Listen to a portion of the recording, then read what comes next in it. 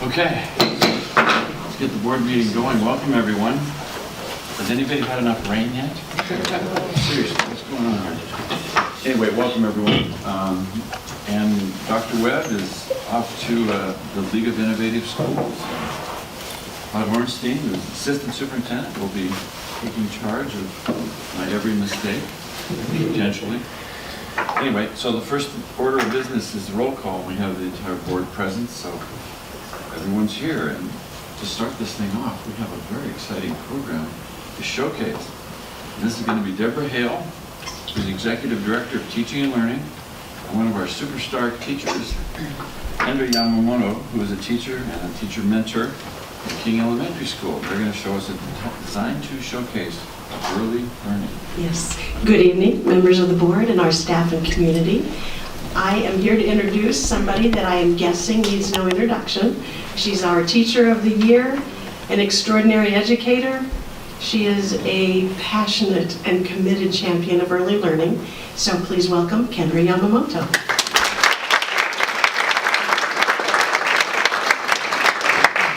Thank you and good evening. So I was invited here tonight to speak to one of our newer programs in the district, and it's the evening preschool program.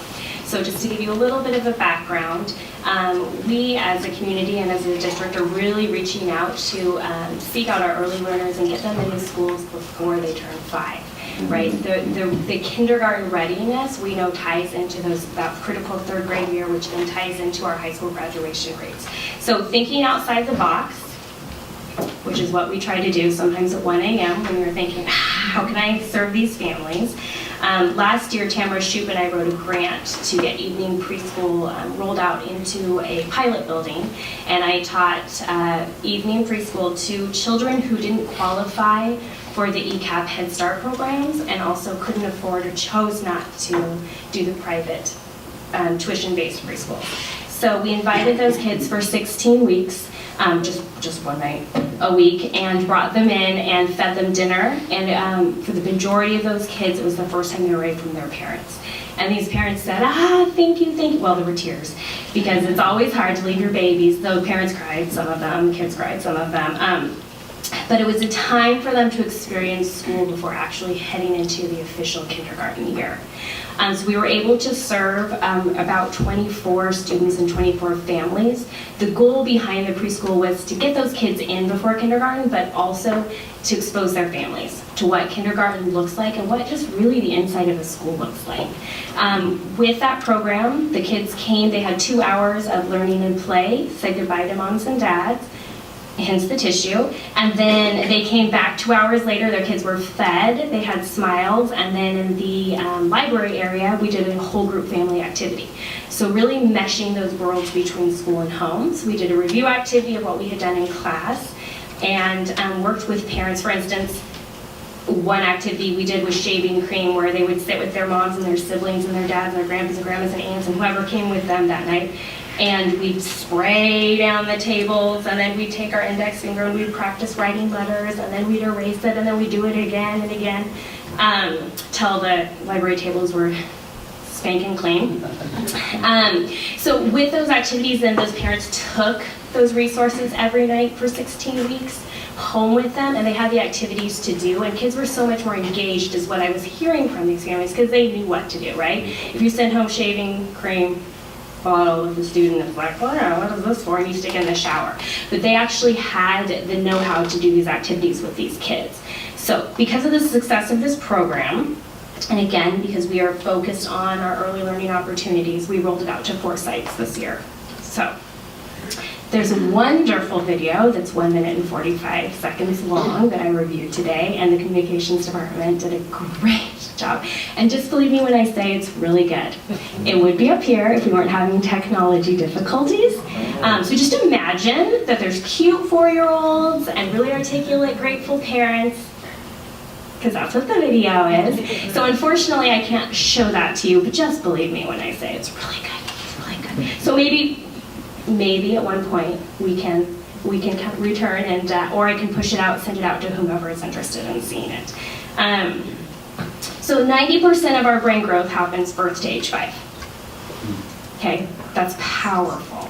And it's why we as a district and a community need to continue to invest in these early learning opportunities for all families, all of them. And like I spoke to earlier, that critical third grade year, that really ties into that high school graduation rate. And we know that the kindergarten readiness programs then boost those scores for third grade. So again, one night at like 1 a.m., I thought, how can I show that? We know that and we preach it and we say it, but how can we prove that? So I met with ITS department. I said, is there any way you could track my kids that I had 5 years ago in my preschool program at King and just look at what their scores reflect and show? And they said, we're really busy, but okay, yeah, we'll look into that. And so what they produced was this, which is hard to read, and I apologize. When you're looking at that first column, we were looking at the iReady math, third grade. Again, we're talking about that critical, crucial year of third grade. 95% of the kids who had preschool at King were at or above grade level in their third grade math test. When you look at the next column, that is our overall third graders for the Vancouver School District. So really powerful, right? Really a lot of information from just that one test to again prove what we already know, that early learning matters, but here it is represented in our own school district. The third column over are the King preschoolers for the iReady reading, and does that say 86% at or above grade level. And then if you look at the fourth column, that's in comparison to the rest of the third graders. So I think this speaks volumes just looking at this data, right? And it's very reflective of our own school district and our own kids and the power of early learning. With that said, with the good news rolling out, we have Washington Elementary right now, who has 12 families participating in their evening program. We have a stellar kindergarten teacher working with their amazing FCRC to put this on. Community members have stepped up and are buying and delivering dinners to these kids. They're doing 10 nightly sessions. 5 of these kids have never been away from their parents. Next week, the evening preschool program will start at Marshall Elementary. 2 amazing kindergarten teachers have stepped up and said, I'm going to do this 2 nights a week. And then they're going to collaborate with their FCRC. Again, community members are stepping up to say, hey, I want to be a part of this. I love this idea. King Elementary will start May 22nd. And again, we're going to pull from the community to get those kids in who want to be there, especially the ones who can't afford private preschool but do not qualify for the state-funded programs. One story, and then I'll open up to questions. Washington, the response from the families has been so positive that one need they had, they expressed was, gosh, if we could have some more books. We don't have time to get to the library. We don't have library cards. And so Washington really quick whipped together a library of Russian, Spanish, and English books. So the parents and the siblings come twice a week during their family activity time to Washington and check out books. And hands down, the parents have said this is the most successful piece of it. But they're little siblings, right? We're talking birth to 3-year-olds, 4-year-olds who are coming and checking out books, and the parents can see it in their own language, return them, and get more. So that's just a spin-off of what can happen when we provide these early learning opportunities. Yeah.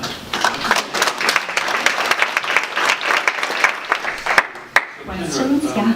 So that's pretty stunning results for this experience. I thought so too, And yeah. I know we're involved in, probably if the audience would like to know, this is an innovative program that we've come up with, and this is not your first innovative program you've come up with, so we're very fortunate to have you ahead of this. But I gotta tell you, this is stunning stuff. Like, always the question is, why aren't we doing it for all of our schools and all that sort of thing, which we need to get there. We don't just instantly do it. So it's powerful, very powerful stuff. And I think we're on our way there. My fingers are crossed. I think, like I said, everybody in this room knows how important early learning is. And I think now that we're going to be rebuilding new schools, we'll be looking at extending opportunities to bringing our early learning partners in, possibly starting some preschool programs. And because we don't have the capacity right now at the building level is why we had to think outside the box and do summer programs like Jumpstart and or the evening preschool programs. So fellow board members, do you have any questions, comments? Well, we've been really fortunate to hear a lot this year, especially about the success in our early learning programs. And so I think one of the questions that the board wants to have the answer to is what can we do within the budget or different avenues for advocacy to support expansion of your work, because I think we're hearing every day that early childhood has benefits in the K through 5 space, but even further, I think now they're seeing in employment and later years when, these kids become kids of families, citizens of the community. So I'm particularly interested to know what you need from a budget perspective to support expansion of it. And I really do admire thinking out of the box and bringing that nighttime thing in, because I think it's really powerful to have parents and families participating with their children as opposed to, just dropping them off when they're on their way somewhere else. I think it pays really big dividends to do it together. Yeah, absolutely. And another benefit to the evening piece was bringing the little siblings and having that time afterwards where parents can say, I remember I hung out late after one program, and a parent said, can I just ask you some questions about my 18-month-old and her development, because I'm concerned. So I think, again, getting those parents in, getting them exposed to what a building looks like, right? Creating that safety, and then also having a point of contact so that we're not waiting until they're 5 registering for kindergarten. Right. I'm not sure that everyone in the community knows that you can bring young children to Vancouver Public Schools and have intervention services. I think you can even have diagnostic services, so that, we have a lot of reason to invest in early interventions of very, very young children. And if we can't provide it, we know community providers that can do it. So parents don't need to be wondering, is this appropriate for my 18-month-old? They can work with the district and other agencies to find out.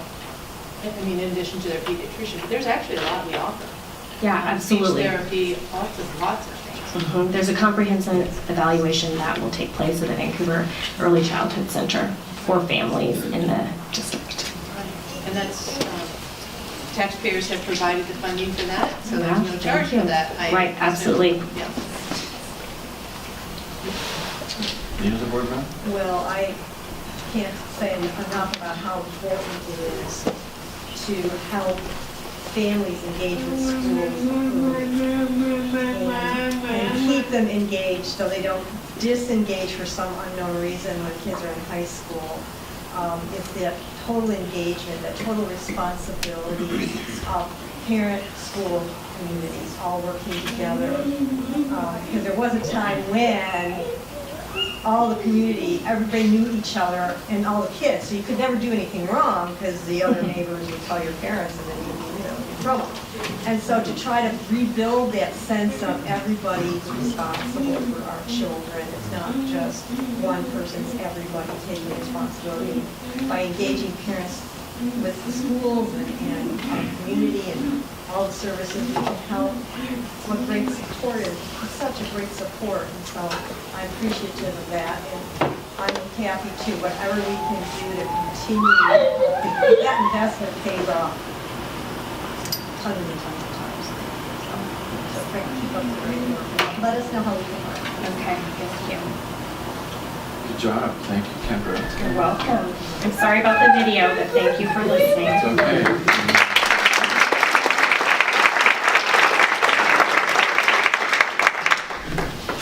Kendra, maybe once it gets, I'm sure that Tom and whoever can help us post that to the district's Facebook page or our website so that the video is available. There you go. We will move on with a very special section of the meeting, recognizing employees that are exceptional. We have like 3,300 employees, and some just happen to be more excellent than the average. And this is a great night for us to honor them. And so, Kathy Everidge, Assistant Superintendent in charge of Human Resources, all 3,300. And then Rosemary Fryer, Board Representative.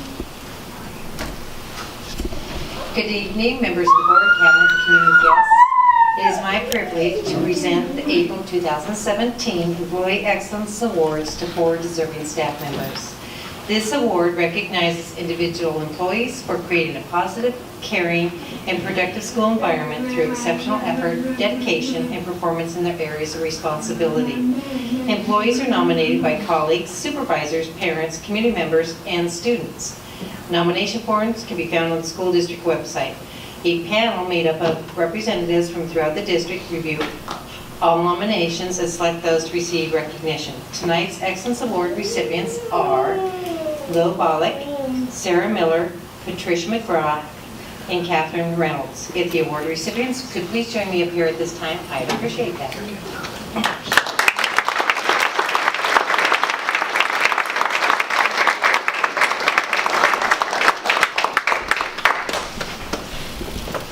So when I read the recipient's name, if you just step forward so our guests can see who we're talking about. So Lil Bollick. She is a paraeducator at Chinook Elementary. She was hired in September 1992. If patience is a virtue, Lo is exemplary. Many students and staff members will attest to her ability to help struggling learners, explained one teacher. She figures out the holes in understanding that are preventing the kids from being successful in math. She then lets me know what they need, and if she has an extra moment during the day, she works with those students to help them catch up. Lo also is a positive force in providing students with a supportive learning environment. Said one, she lights up the room and helps students no matter what. She's always there for you. Congratulations.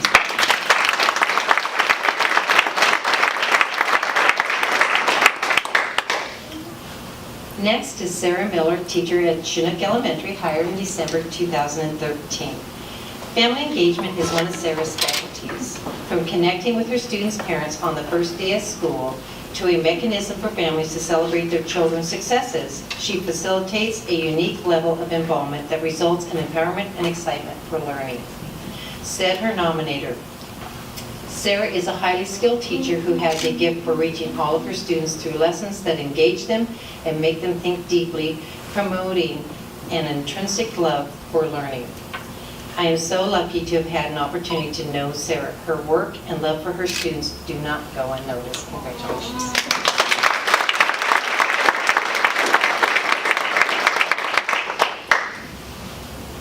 Next is Patricia McGraw, paraeducator at Columbia River High School, hired in September 2007.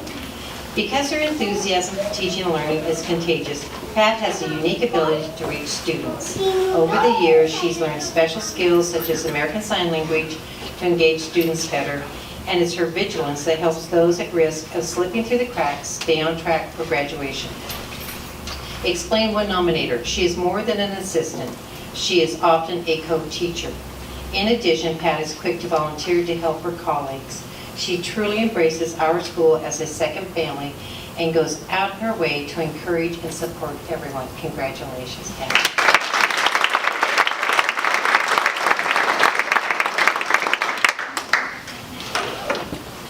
Next is Catherine Reynolds, paraeducator at Lincoln Elementary, hired January 2006. Working closely with students who have special needs requires heart and dedication.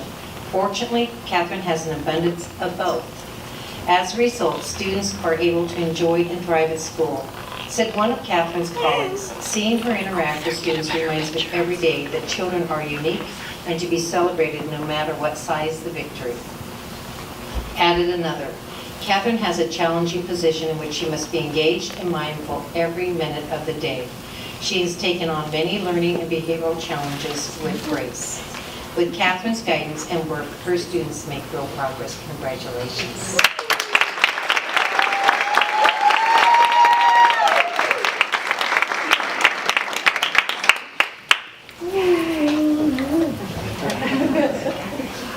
Words have been my business for a long time. I hope you heard some of the words that I did. Positive force, empowerment, intrinsic love learning, second family, heart. Those are kind of the words I heard in those just short little blurbs. Those are important words. So first, thank you for all you do. I love this quote. Excellence is a result of caring more than others think is wise.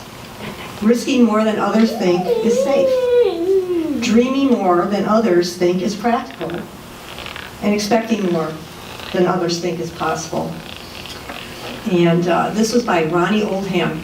So I'm a real lover of quotes, but I also got to find out about the person behind what the quote is. And he wasn't a stellar musician, but he did whatever music he did in an excellent way.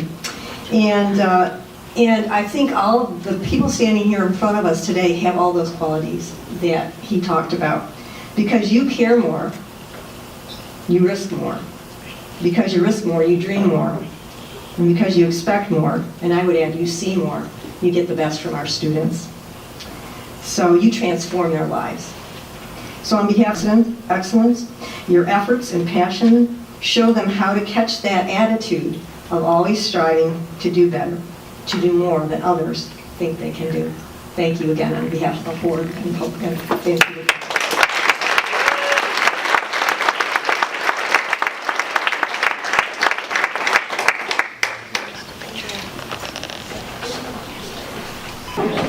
All right, we have someone who wants to speak with us. John Steinke. You may have the podium. You have 3 minutes. Address, and I guess you know the routine right now.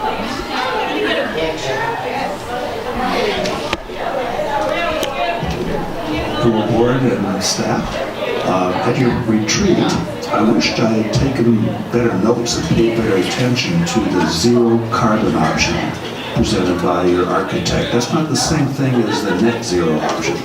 The zero carbon option was a lot cheaper, and that's exactly what I think I'm proposing. And I'm not asking you to be net zero, but net carbon zero. And I heard several of you say at the retreat something to the effect that you want to be ready for new technology as soon as it comes along. Well, I'm advocating for heat pumps.